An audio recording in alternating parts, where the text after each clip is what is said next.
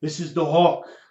The reason I'm doing the show is because of Jacob Zuma. I'm going to educate his son on the history of his father, the lies, the corruption, the rape, and many, many other things, and the downfall of South Africa because of this man. I will also show you the mob mentality of the ANC and the cowardice of this president, Ramaphosa, and most of the ANC hierarchy.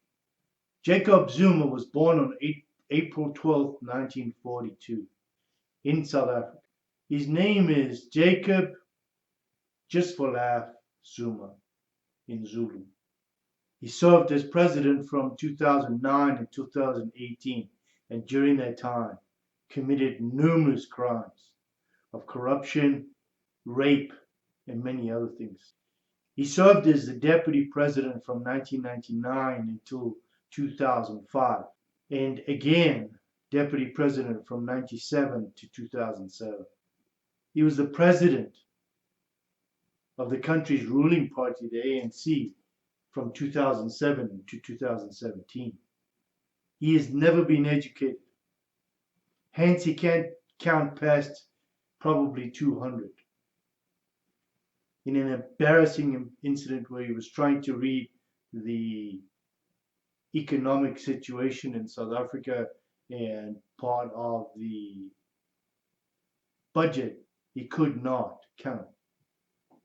Extremely embarrassed. In 1959, he joined the ANC.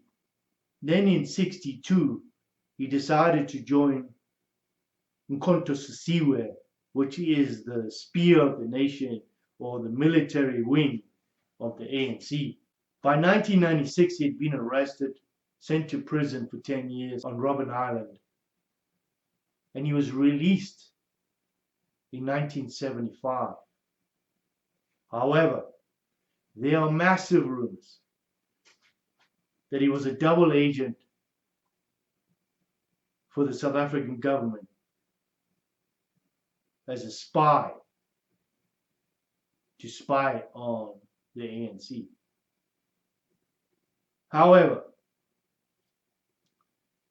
he became a member of the National Executive Committee of the ANC. When he was released in 1997, he went to Mozambique and Swaziland. Mozambique got too hot for him, and he had to leave.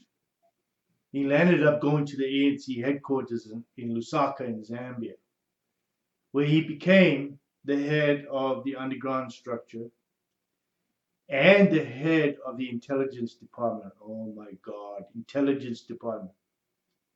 It's beyond my brain. When in 1990, the ANC was unbanned, Zuma came back to Natal. He had offices in the Umlazi Hotel in Umlazi. He was also the chairman of the Southern Natal region.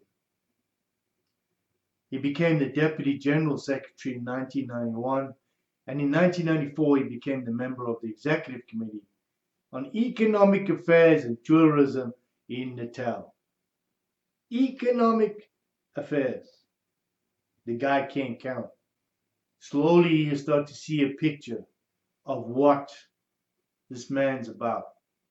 In 1997, he's elected as Deputy President of the ANC. And in June of 1999, he is selected or appointed by Thabo Mbeki as the Deputy President of South Africa. However, Mbeki finds out that Zuma is into corruption and fraud with Shabashek, this Indian gentleman.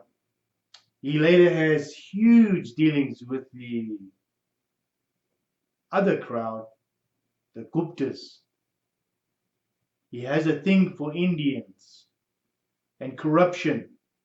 The judge in the case finds that there's corruption between these two.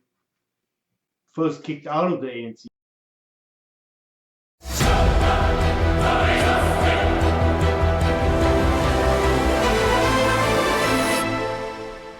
The judge in the case found that there was corruption.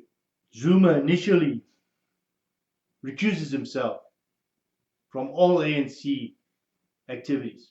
The ANC General Assembly fires Mbeki, knowing that he's a criminal, and reinstates him in the ANC as the deputy president.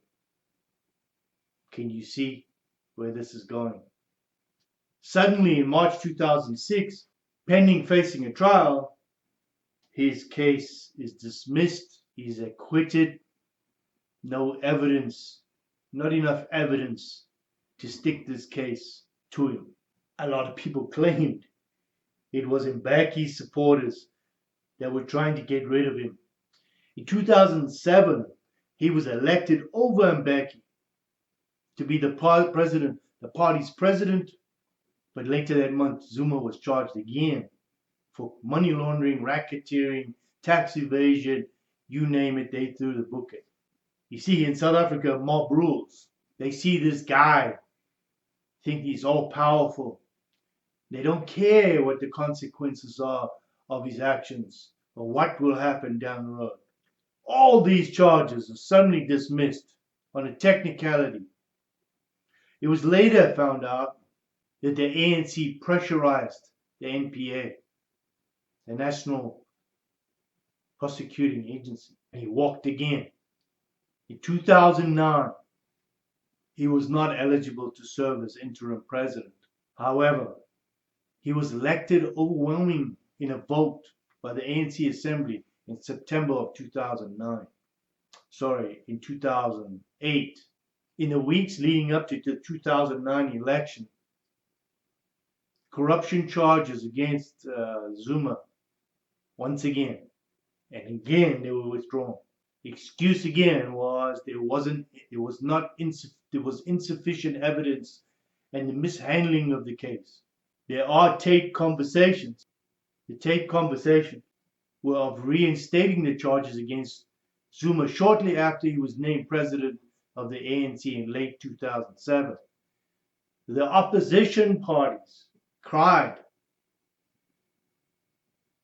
the withdrawal of these charges, claiming that the NPA bowed to pressure of the ANC to drop the charges before the election.